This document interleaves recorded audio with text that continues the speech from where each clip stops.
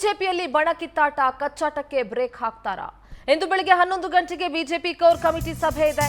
BJP ರಾಷ್ಟ್ರೀಯ ಪ್ರಧಾನ ಕಾರ್ಯದರ್ಶಿ ತರುಣ್ ಚುಗ್ ಭಾಗಿಯಾಗಲಿದ್ದಾರೆ. ಅಂತೂ ಇಂದು ಫೈನಲಿ ಹೈಕಮಾಂಡ್ ನಿಂದನೇ ಯಾರೋ ಒಬ್ರು ಬರಬೇಕಾಯ್ತು ಇವರ ಹಾದಿ ಬೀದಿ ರಂಪಾಟವನ್ನ ಬಗೆಹರಿಸೋದಕ್ಕೆ.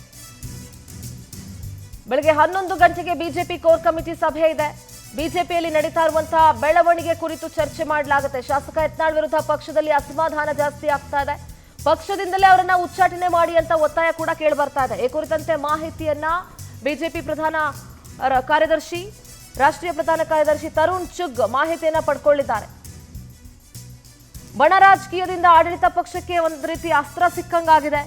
ಇವರ ಬಡದಾಟದಿಂದ ಹೋರಾಟಕ್ಕೂ ಮಾನ್ಯತೆ ಸಿಗ್ತಾ ಇಲ್ಲ. ಮೂಡ, ವಕ್ಫ್, ವಾಲ್ಮೀಕಿ ವಿಚಾರಗಳ ಹೋರಾಟ ನಗಣ್ಯ ಆಗೋಗಿದೆ. ಮುಂದೆ ಎಷ್ಟೇ ಹೋರಾಟ ಮಾಡಿದ್ರು ನಮಗೆ ಸಮಸ್ಯೆ. ಜನರ ಮುಂದೆ ಆಡಳಿತ ಪಕ್ಷ ನಮ್ಮ ಸಮಸ್ಯೆನೇ ಹೇಳುತ್ತೆ.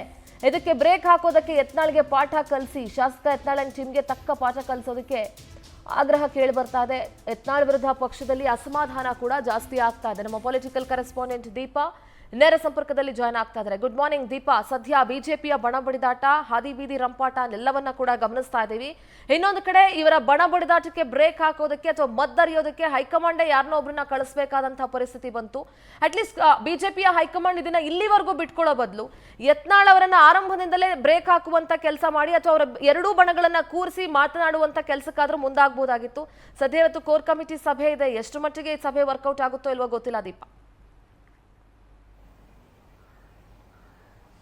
ಸಿಂಧೂರ, ಇವತ್ತು ಸರಣಿ ಸಭೆಗಳನ್ನ ಬಿಜೆಪಿ ಇಟ್ಕೊಂಡಿರುವಂತಹದ್ದು. ಪ್ರಧಾನ ಕಾರ್ಯದರ್ಶಿ ಬಿಜೆಪಿಯ ತರುಣ್ ಚುಗ್ ಅವರು ರಾಜ್ಯಕ್ಕೆ ಅಂದ್ರೆ ಬೆಂಗಳೂರಿಗೆ ಆಗಮಿಸುತ್ತಿದ್ದಾರೆ. ಬೆಂಗಳೂರಿಗೆ ಬಂದ ಬಳಿಕ ಸರಣಿ ಸಭೆಗಳನ್ನ ಮಾಡೋದಕ್ಕೆ ಮುಂದಾಗ್ತಿದ್ದಾರೆ. ಪ್ರಮುಖವಾಗಿ ಒಂದು ವಿಚಾರ ಏನಂದ್ರೆ, ಇಷ್ಟು ಹೋರಾಟಗಳನ್ನ ಮಾಡ್ಕೊಂಡು ಬಂತು ಬಿಜೆಪಿ. ವಾಲ್ಮೀಕಿ ಹೋರಾಟ, ಮೂಡ ಹಗರಣದ ಹೋರಾಟ, ಜೊತೆಗೆ ವಕ್ಫ್ ಹೋರಾಟನೂ ಕೂಡ ಮುಂದುವರೆದಿದೆ. ಆದ್ರೆ ಬೆನ್ನಲ್ಲೇ ಇದೀಗ ಇವರ ಒಂದು ಬಣ ಬಡಿದಾಟ ಇಡೀ ಪಕ್ಷದ ಮೇಲೆ ಎಫೆಕ್ಟ್ ಆಗ್ತಿದೆ ಅಂದ್ರೆ ತಪ್ಪಾಗ್ಲಿಕ್ಕಿಲ್ಲ. ಆ ಒಂದು ಇಷ್ಟು ಹೋರಾಟಗಳನ್ನ ಒಂದೇ ಒಂದು ಬಣ ಬಡಿದಾಟ, ಒಂದೇ ಒಂದು ಬಹಿರಂಗ ಹೇಳಿಕೆಗಳು, ಬಹಿರಂಗ ಅಸಮಾಧಾನಗಳು ಎಲ್ಲವೂ ಕೂಡ ತೊಳೆದಾಕುವಂತಹ ಕೆಲಸವನ್ನ ಮಾಡ್ತಿದೆ.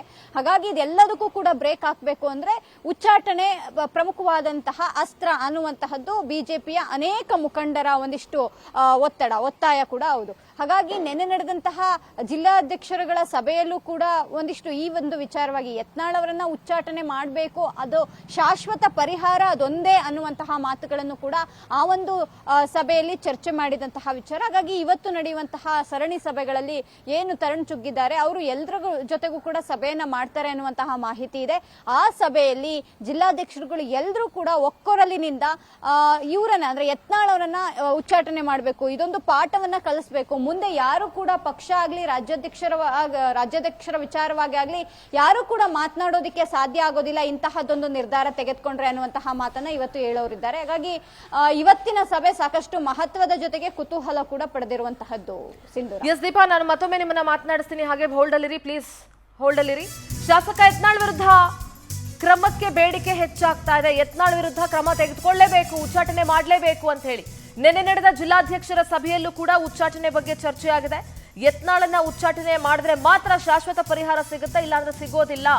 ನೋಟಿಸ್ ಕೊಟ್ಟು ಸುಮ್ಮನಾಗ್ಬಿಟ್ರೆ ಮುಂದೆ ಇನ್ನೂ ಜಾಸ್ತಿ ಮಾಡ್ಕೊಳ್ತಾರೆ.